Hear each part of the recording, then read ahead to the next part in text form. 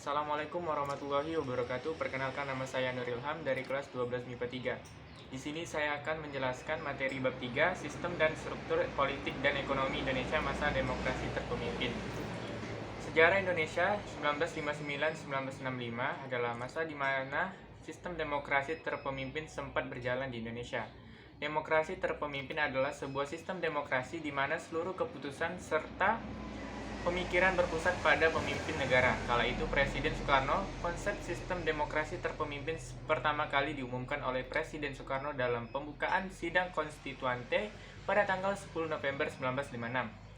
Latar belakang dicetuskan sistem demokrasi terpemimpin oleh Presiden Soekarno dari segi keamanan nasional. Banyaknya gerakan separatis pada masa demokrasi liberal menyebabkan ketidakstabilan negara. Dari segi perekonomian, sering terjadinya pergantian kabinet pada masa demokrasi liberal menyebabkan program-program yang dirancang oleh kabinet tidak dapat dijalankan secara utuh, sehingga pembangunan ekonomi tersendat. Dari segi politik, konstituante gagal dalam menyusun undang-undang baru untuk menggantikan UUDS 1950. Masa demokrasi terpemimpin yang dicetuskan oleh Presiden Soekarno diawali oleh anjuran Soekarno agar undang-undang yang digunakan untuk menggantikan UUDS 1950 adalah Undang-Undang 1945. Namun usulan itu menimbulkan pro dan kontra di kalangan anggota konstituante. Sebagai tindak lanjut usulannya, diadakan pemungutan suara yang diikuti oleh seluruh anggota konstituante. Pemungutan suara ini dilakukan dalam rangka mengatasi konflik yang timbul dari pro kontra akan usulan Presiden Soekarno tersebut.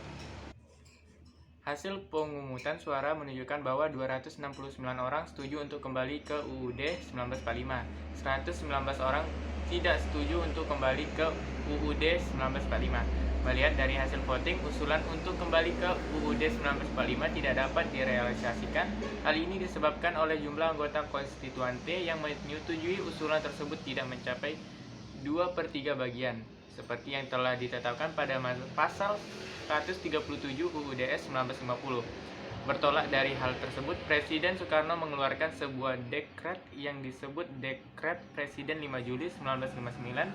Isi Dekret Presiden 5 Juli 1959 tidak berlaku kembali UUDS 1950, berlakunya kembali UUD 1945, dibubarkannya konstituante, pembentukan MPRS dan DPAS.